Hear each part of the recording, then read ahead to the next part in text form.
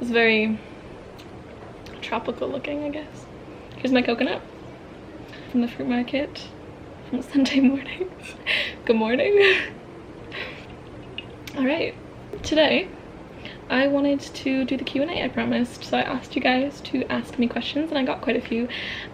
So this will be my UWC Q&A. I just want to say before I start that I am not a UWC representative. I am just a student. I am an IB2 at UWC Costa Rica, which basically means I'm in my second year. So I'll try and help. And yeah, all right. First question is from Soso. And she asked, is it weird not being a lot of students in the school? What is the curfew and how often do you go off campus? So, is it weird not being a lot of students in the school? I don't think it's weird. I mean, there's definitely differences from being in like a big public high school, which is what I was in prior to coming here. You will definitely recognize everybody. You're definitely not going to know everyone though. Like, it's still 200 people. UWC Costa Rica is not the biggest UWC. We have about 100 per generation, so it is rather small, but I don't think it's weird. It is definitely something that you get used to pretty quickly. Then what's the curfew? It's from Sundays through Thursdays, it is 11 p.m. Fridays and Saturdays, it's midnight. It doesn't mean you have to be in bed at that time. Like, you can basically roam around campus until morning. And there's no like curfew in like the residences. You just have to be within the gates of the school. Because we are in a town. We're in Santa Ana. So basically, as long as you're within the school, after 11, you're good. After midnight on Fridays and Saturdays, you're good. And how often do you get to go off campus? It really depends on the person. Like, you can go as often as you want. You could leave campus 5, 10 times a day. It doesn't really matter. You literally, all you do is you sign at the gate, put your name down, put like your code, and you cross with 2 people. And if it's after 6 p.m, you cross with 3. Really depends. Like, if you like to study off campus, I go at least, I think probably at least once a week I go somewhere off campus to study. Then you can go off. There's the fruit market on Sundays. There's shops nearby. There's also a public library. You can study there. That's free. Some people don't mind staying on campus. I get quite tired of being here for too long, so I kind of know when I have to go. Ace asked, what were some things you wish you knew before coming to Costa Rica? And how are the communal bathrooms? Okay, the communal bathrooms, actually I'll start with that. The communal bathrooms are fine. They're not wonderful. You have 1 bathroom per floor in each residence. Basically about 12 people share those bathrooms. And you have 2 toilets and 2 showers. They're fine. They're clean if your residence decides to keep them clean. There are tias, which are women that help to clean the washrooms and the residences, but the like cleanliness of your resident is very much dependent on the actual members of the residence. They're not that bad. They're not great, but they're not that bad. Like, really, they're much better than like other washrooms, like public washrooms. They're fine, honestly. What are things I wished I knew before coming to Costa Rica? As a country, I think I wasn't expecting there to be such a machismo culture. I've learned a lot from it, but generally, like, going outside, it's not the same. Like, it is one of the safer Latin American countries, but like, I wouldn't walk outside alone, not very far, not very long. I can't really leave campus without at least getting catcalled once, even if I'm in a group of friends or whatever it is. It's not that I wish I had known, but I wasn't necessarily prepared for it. Again, like, you learn from being here, you learn about being safe and being street smart, and generally just you adapt. So it's not like there's nothing that I wish I had known that would have deterred me from coming. And the other question is, why did I choose the IB program? I actually, when I read this, I laughed because I didn't choose the IB program. It's part of UWC and it's just kind of a requirement. I really want to go to UWC, and UWC kind of comes in a package deal with the IB. I think the IB is great because it opens so many doors and a lot of great opportunities. The actual knowledge and information from the coursework can be really interesting and really great, but I don't think very highly of the IB because I think it puts so much pressure on students to do well. It's extremely detrimental to mental health because it is, especially in combination with UWC, it is extremely difficult, or it's extremely, I don't want to say difficult, it's extremely intense. Okay, are there any stores like Walmart near that students go to often? Yes. Walmart. There is actually a Walmart. I wouldn't say students go to Walmart often. There's other stores that are just as good, if not better. There's a cheaper store called Pequeño Mundo, which basically just translates to Little World. And that one is kind of like a cheaper mini Walmart, a little bit more local, I feel like. There is also, it's sort of a trick. There's this place called Pali, which is literally right outside of school, and people go to like every day. It's like a little grocery store slash there's random other things in there, but it's it looks super local. It's undercover Walmart, which is kind of crazy. I think one of the things actually that maybe this is something I wish I had known before coming to Costa Rica, is that it's very Americanized. It's extremely influenced by the US. There's still a very strong and present Latin American culture. However, like the stores, the sort of energy in certain places of Costa Rica are very American.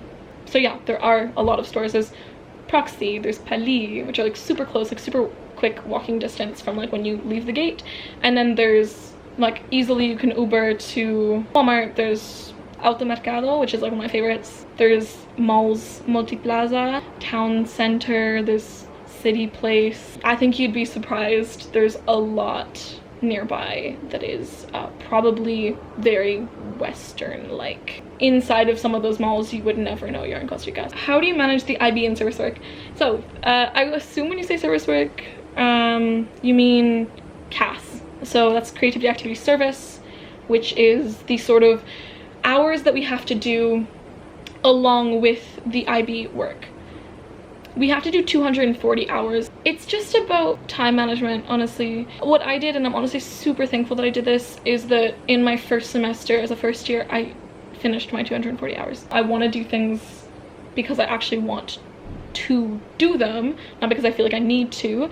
And so I thought it made sense for me to literally get it over with in my first semester, try as many things as I wanted, because I was really interested in a lot of the activities, and then from there on choose the things that I actually cared about and do them because I wanted to do them, not because I had to complete them for the hours. That's how I've managed it. Can you eat lunch in your room?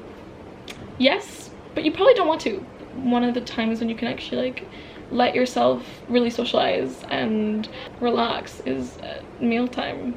Sitting in the cafeterias or the stone tables outside of our cafeteria, talking to people, or going to the common rooms in the residences. There's a kitchen in every residence, there's a common room in every residence, and people will eat there too, and I think that is more enjoyable than eating in your room. I mean, you could eat in your room. I think it really depends on your roommates as well, and like sort of the agreements that you have with them.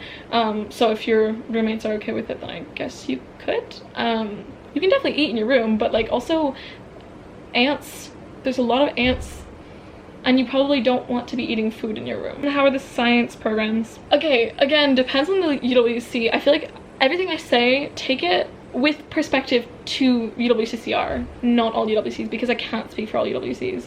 I take biology. It depends on your teacher. The IB itself has, I would say, decent science programs. They're pretty thorough. They can be pretty difficult. Like, I know physics, people say it's one of the harder ones, and yeah, they're good. I would say. I feel like I'm not quite the person to ask because I don't take that many science courses. We have chem, physics, bio, and ESS, which is environmental systems and societies, which is also doubles as a social science, depending on what you're missing in your schedule. So yeah. Zoe asks, what's the age range of students and is there a party culture? So age range is actually kind of crazy. You could be 15 when you arrive and 21 when you graduate. It's nice. I don't think people think about age, to be honest. It's not brought up a lot. You can only really tell with some people. My recommendation, if you have a choice, I'd say come when you're at least 16, and even then 17 is probably better. I think it does work for some people to come when they're that young, when they're like 15 or 16, but from what I've noticed, I think it's more beneficial if you come when you're 17. It really depends on your maturity. So UWCCR used to be, and maybe still is, known for party culture, which is sort of inaccurate, I feel like. I think a lot of UWCs, and if not most UWCs, just like any other school, has some sort of party culture, but it does not mean you have to take part in it. And UWCCR, I think, has been like sort of seen as a party school just because of its location in Latin America and just sort of that culture. However, Throughout the years, party culture has slowly, actually rapidly died. Here we are legal at 18, so if you are over 18, you are legally allowed to purchase and drink alcohol. The requirement, I guess, that the school has is that if you are over 18, that you cannot drink over the driving limit, which is 0.05. It's not like you can't drink over, you can't cross the gate if your level of alcohol is over the driving limit. They do have a breathalyzer, but if you're over 18, they probably don't use it on you. It's really more the minors. I feel like I can't say much about it, especially because I have not graduated yet. But just like any other school, there is some party culture. It really depends on the people within the generation, and it really depends on what you want to do. You don't have to be part of it. You don't have to engage in that. So my friend Thaisa has asked, how do you stay grounded despite being so far from home? Something that I figured out from being here for almost 2 years now is that there are more than one place that you can call your home, and I absolutely love being home, like in Ottawa in Canada. I think that is my home. I think the people there are what make it my home, and I do miss it. However, this place has also become my home, and this is my bed, and this is my room, and it's about adapting and sort of realizing that what is home is sort of how you feel about it. I do find myself missing people, but I know that I'll see them again, and I know that just a call away. And I have friends from all over the world now, and I will never ever be able to put them all in one room, in one place. And so home does not have physical boundaries anymore. It's genuinely, when I'm with people I love and I care about, I consider it to be my home. So a bit of a change in scenery, but those are all the questions I'm going to be answering for today. I hope you enjoyed, and I hope it helped in some way or another. If you have any more questions, feel free to message me. I'll be doing a pros and cons about UWC soon. Apart from that, have a wonderful week, and I'll see you next Wednesday. Bye.